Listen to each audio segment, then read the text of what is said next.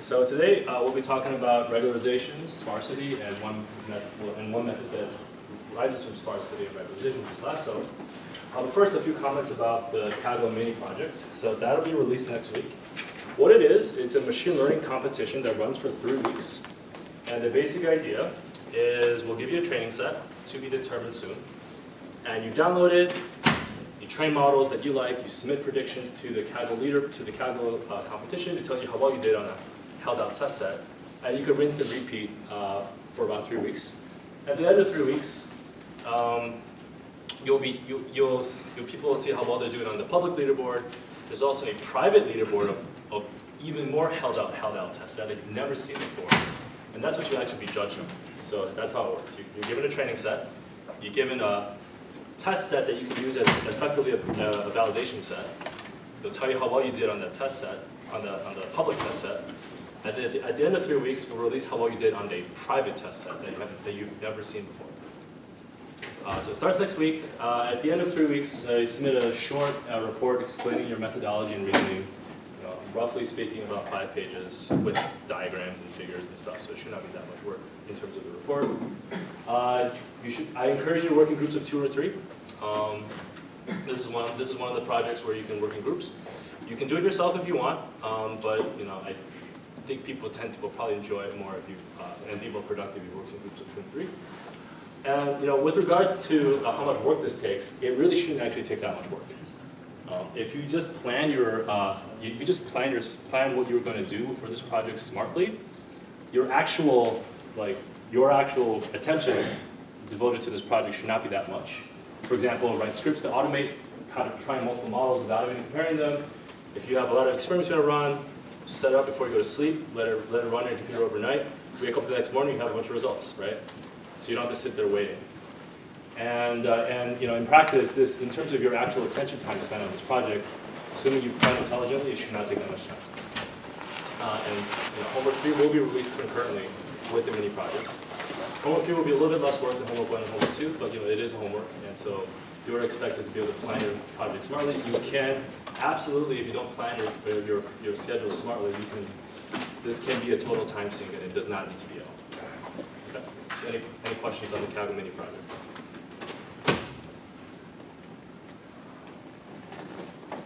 Has anyone ever done a Kaggle competition before? Okay, so a couple of you will have a minor advantage in that you won't be totally freaked out by this announcement.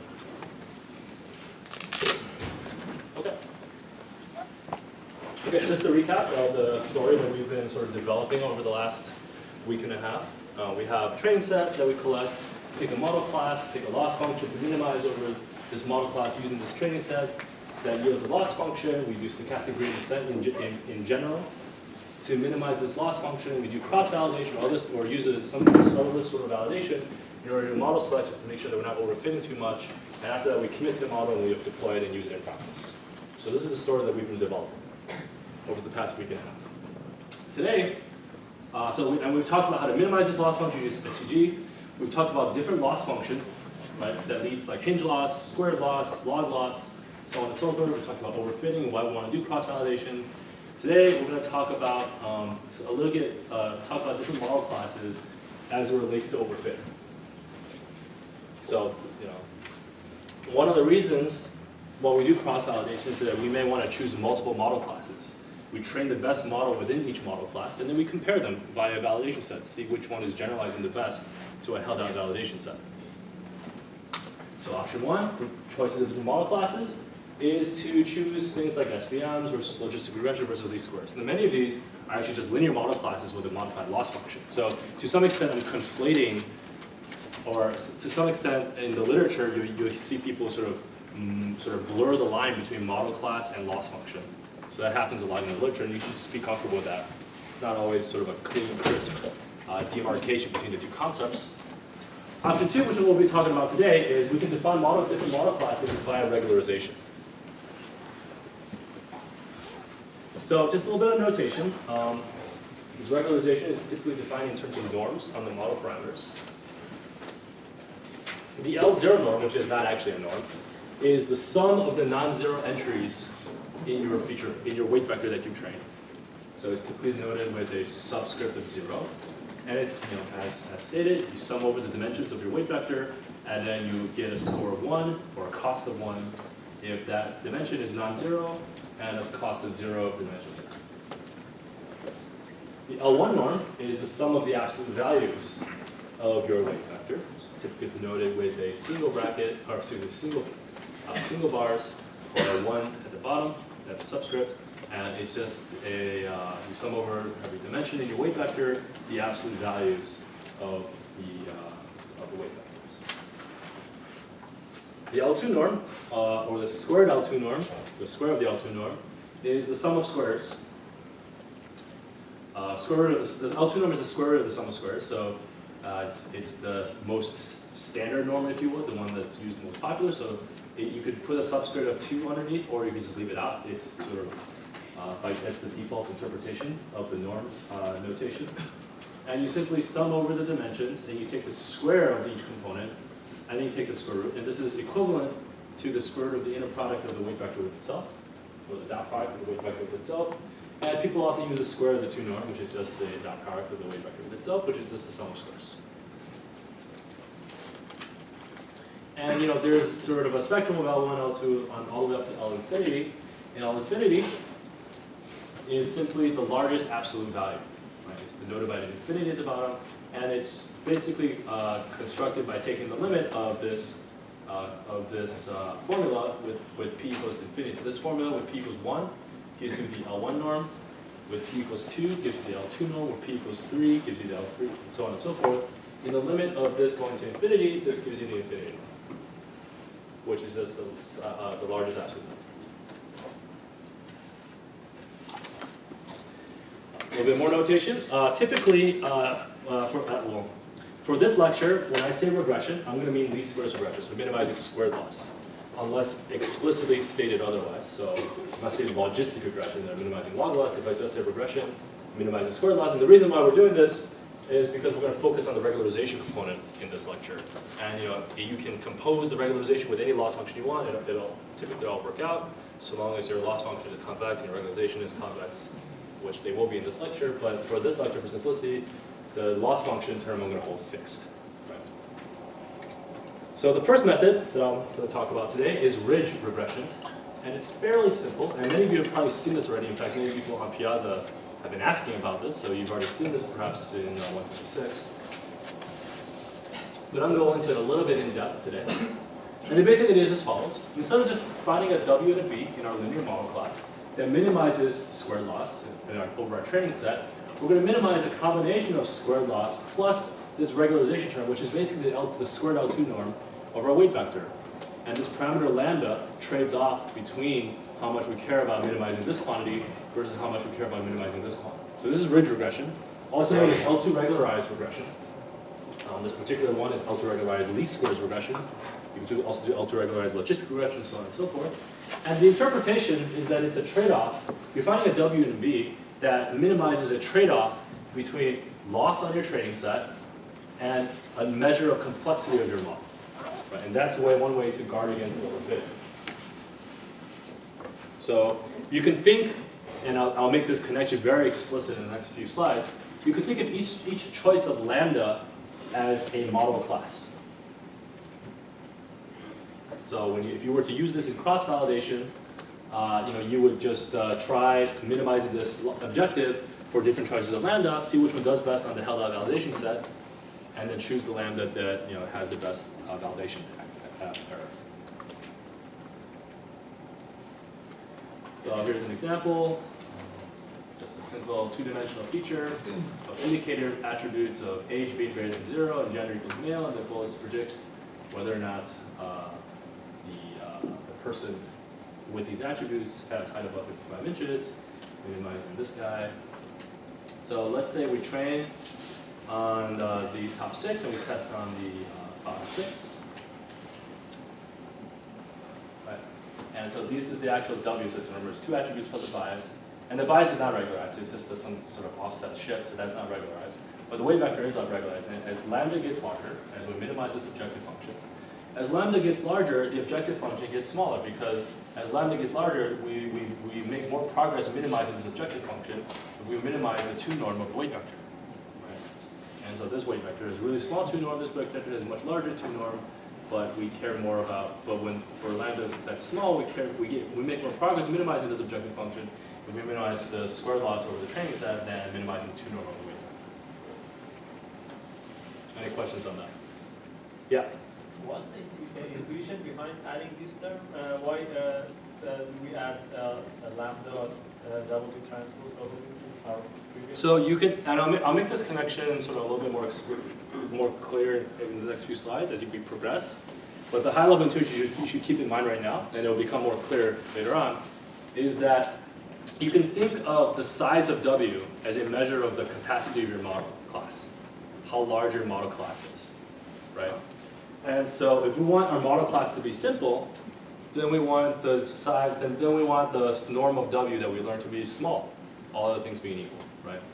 Let me ask you, so for example, imagine the following thought experiment.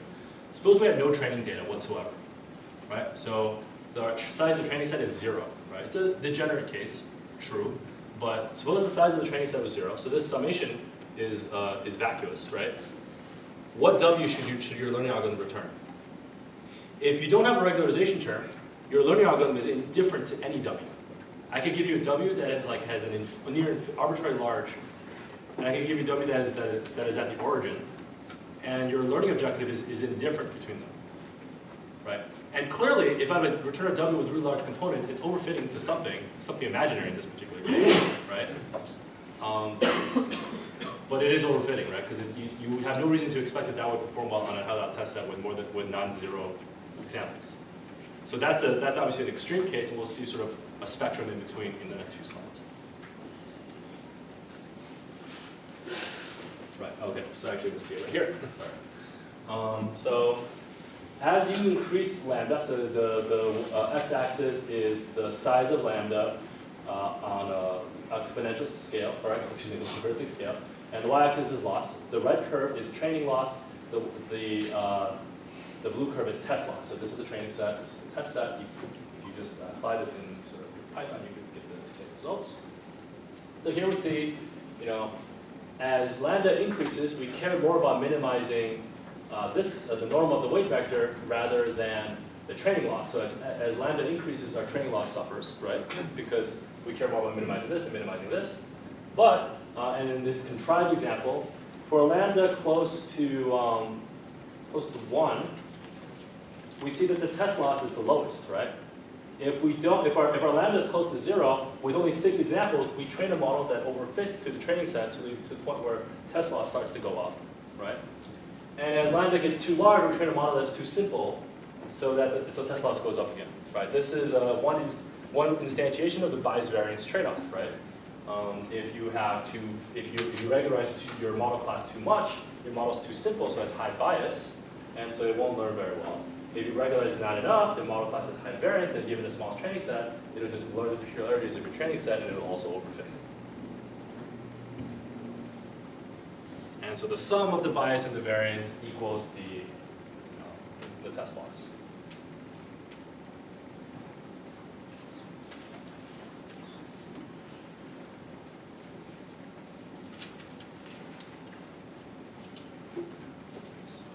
Okay, upgraded pipeline. Oftentimes in practice, choosing a model class is not just about picking SVMs or logistic regression, although that's also very important. It's also about picking the regularization string for these objective functions. Even in the SVM, there was this term, which I sort of brushed off last lecture because I wanted to focus on it this lecture, but it also had this term in it. And you can also trade off between model complexity and hinge loss in the SVM. So you choose that trade-off typically via cross-validation. That's a very important part of the machine learning pipeline.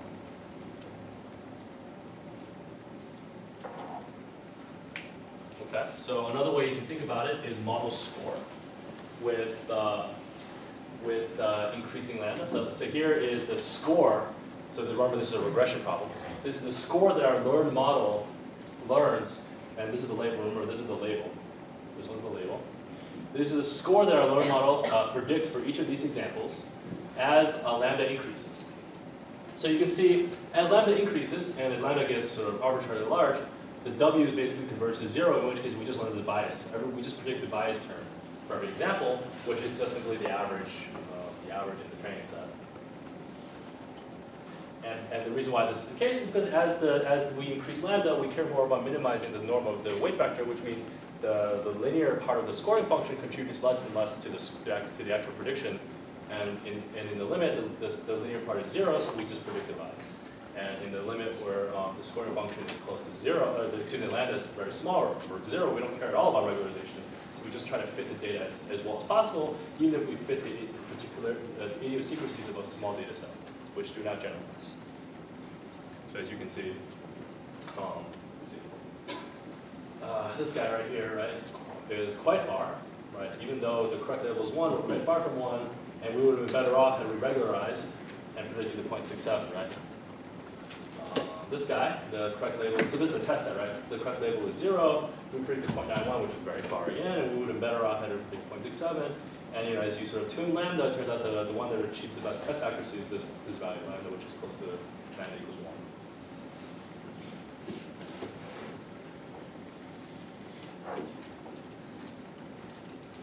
And notice that for very small lambda, we do very well in our predictions on the training set. And of course, this is just a small contrived example, but this sort of pattern plays out in practice over and over and over again. So, why do we need to do cross-validation? If we knew that the correct lambda is 1, why don't we just pick lambda 1 and call it a day? Well, the choice of correct lambda is problem specific, and one aspect of the problem is the size of the training set. So the choice of lambda depends heavily on the size of the training set. It also depends on other things like the dimensionality and other aspects as well, but size is definitely one of the biggest components.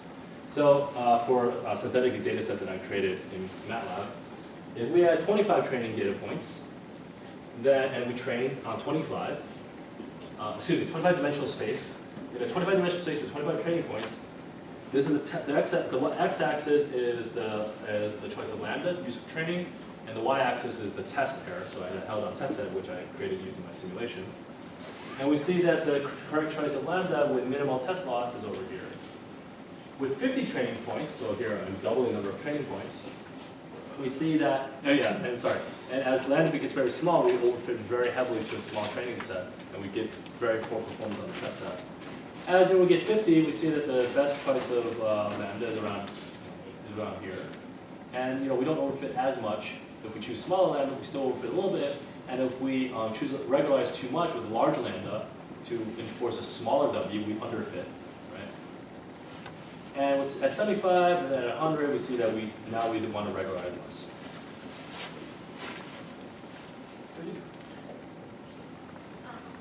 This works only for the linear model? Right. So the notion of a norm. So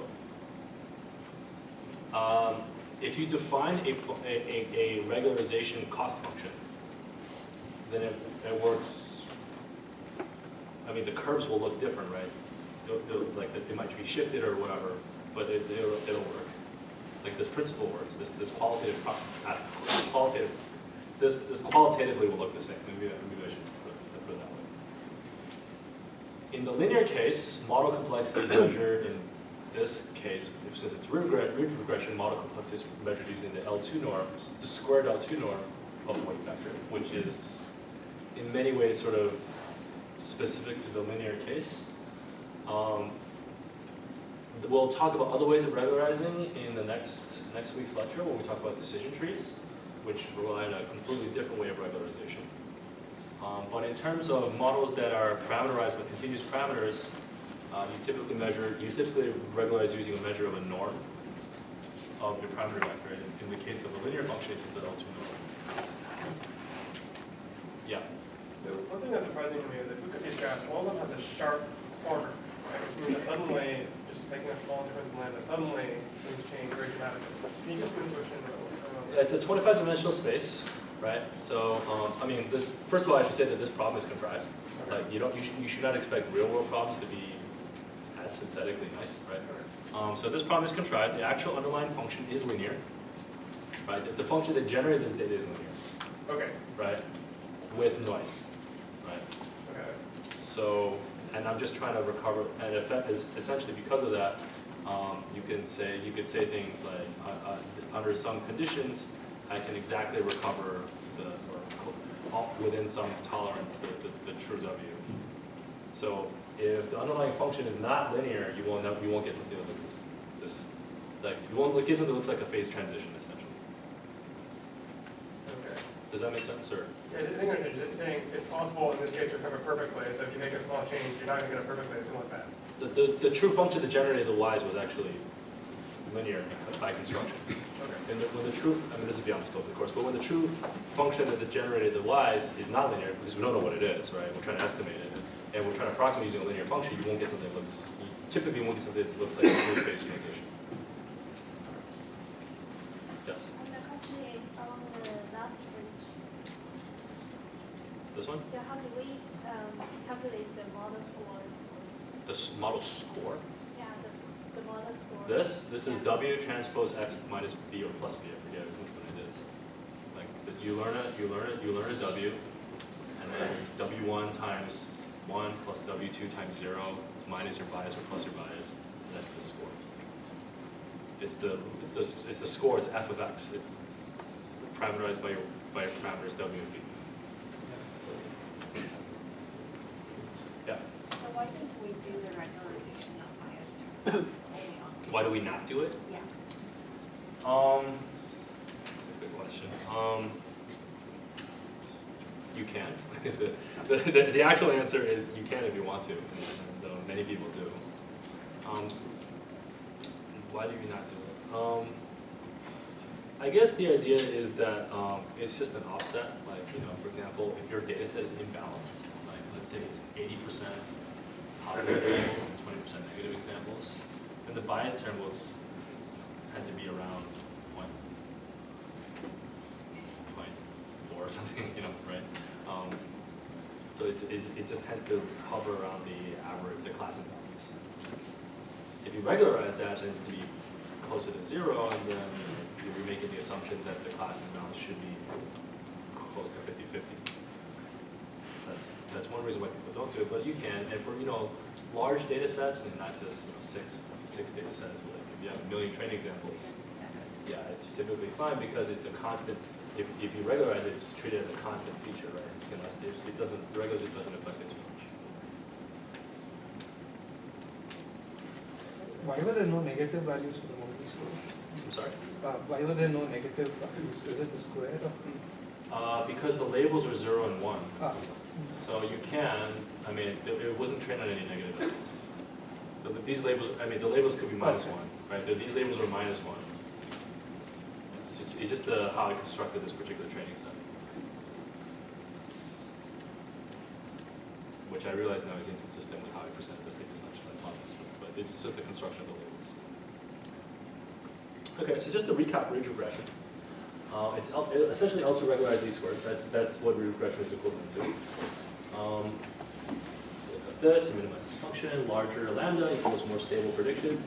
The predictions of different x's tend to be closer to each other, less likely to overfit the training data. However, if your lambda is too large, then you tend to underfit the training data, underfit the training data, and therefore you'll also underfit the test distribution as well. Or still have the loss function as well, hinge loss. In fact, if you replace this with hinge loss, you get the SVM.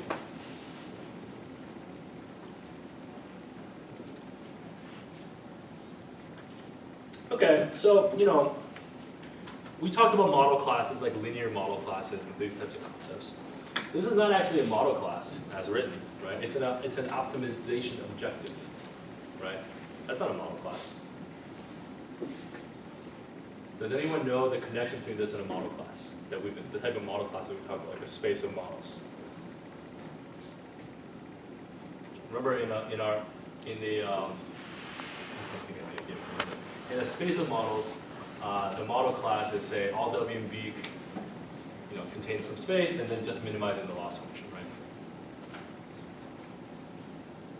So here is one class of models. that's closely connected. Actually, turns out to be equivalent. And it's norm-constrained model classes. So I'm gonna look at all linear models. Doesn't have to be linear, but let's just for now say linear models, such that the square 2 norm of the model of the weight vector is at most c for some constant c, right? So in the 2-dimensional case, for c equals 1, it's all possible w that lie within this circle. For c equals 2, it's all possible w that lie within this circle. For c equals 3, it's all possible w lie within this circle, right? And it seems to correspond to some notion of lambda, because as you train this objective function on some training data, as lambda goes up, the minimizer of this seems to have smaller and smaller L2 norm, right? So can anyone tell me the connection between norm-constrained model classes and regularized regression?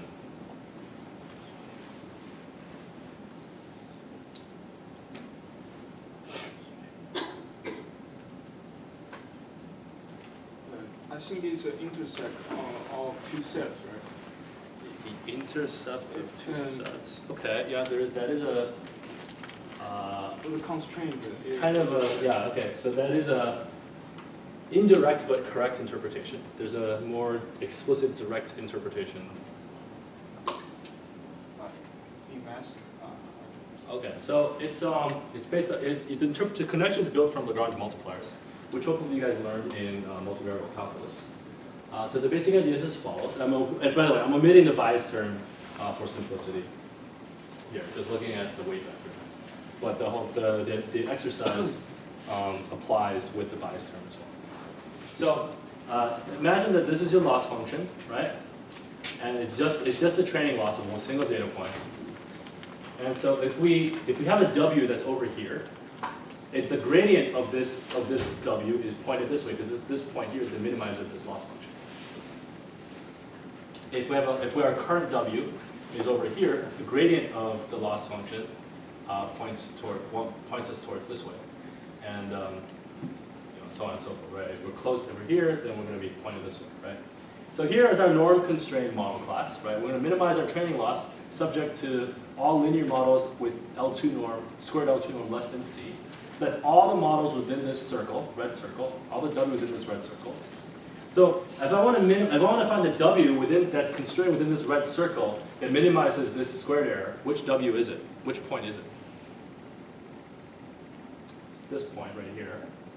So that in 2D it's easy to visualize, and we'll make the connection explicit, right? So suppose we're staying within this model class, right? And this is our current model. Then the gradient induced by the loss function will point us this way. We want to take a step this way. Suppose we've suppose we've gone as far this way as possible, and now we're at the boundary of the model class. We cannot go beyond that because the 2 norm will go greater than c. Then we see this gradient wants us to go this way, but we can't go this way. So what do people do? They project onto the model class, and they actually do an update that looks like this. Right? And so when you're at the optimal solution, the gradient of the loss function is exactly aligned with the normal to the tangent plane of the constraint boundary of your model class. Right? This is the normal of the tangent plane of your model class. At this point, it's perfectly aligned with the gradient of the loss function, and that is your optimal solution. Right?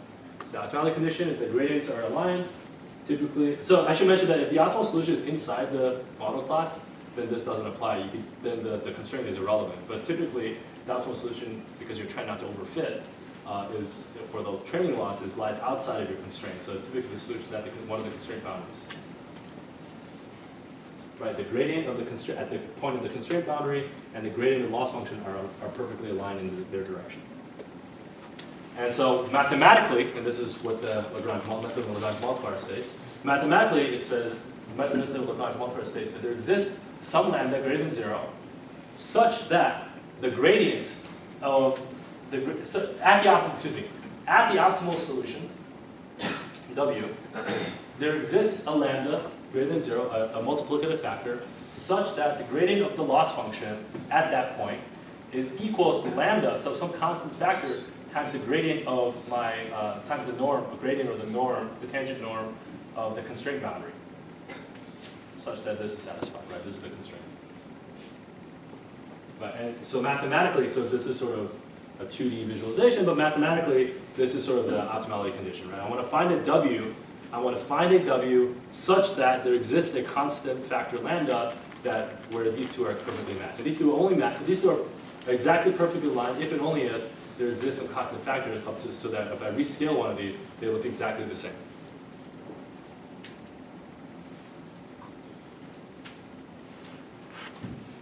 So we start with norm constrained model class training. Right? This is our observation about optimality. Right? We don't know what the optimal solution is yet. But this is just an observation about what the optimal solution must, what conditions the optimal solution must satisfy. Right? So this objective is known as the Lagrangian. Right? It's a sort of a quote-unquote meta-objective. It takes this constraint and it just treats it as part of the objective function. Right? So now it's an objective function that's defined both over the parameters, W, and the lambda, and it looks like this. And the claim is that solving the Lagrangian solves the norm constraint optimization problem.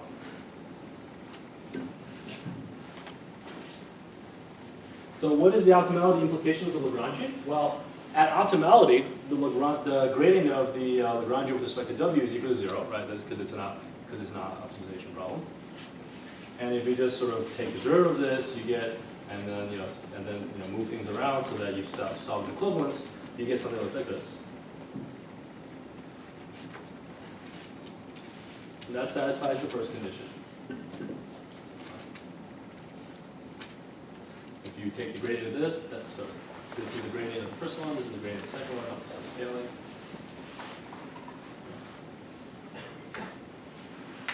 If we take the gradient with respect to the second argument of the Lagrangian, it's 0. It doesn't apply because this if the L squared L2 norm of the weight vector is less than C, so we're not at the boundary.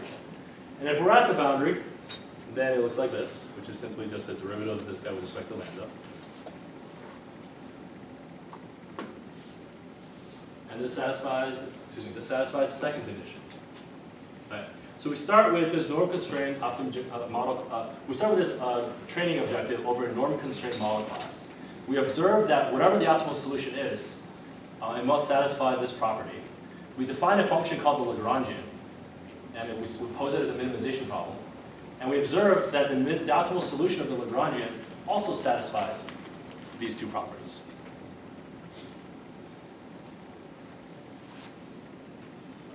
And that brings us to the connection between norm-constrained model class training, in particular sort of spherical constraints, with L2 regularized training. Right? We have the Lagrangian. We saw the connection with this. Right? But of course, if we just hold lambda fixed, right? If we just hold lambda fixed and we optimize over W, this reduces to this, right? The C is irrelevant because we're optimizing over W. The argument of W it does not depend on C, right? If we hold lambda fixed, it looks like this. If we hold C fixed and solve over both W and lambda, we get the optimal solution to this. So it turns out that for some choice of C, these two objective functions these two optimization problems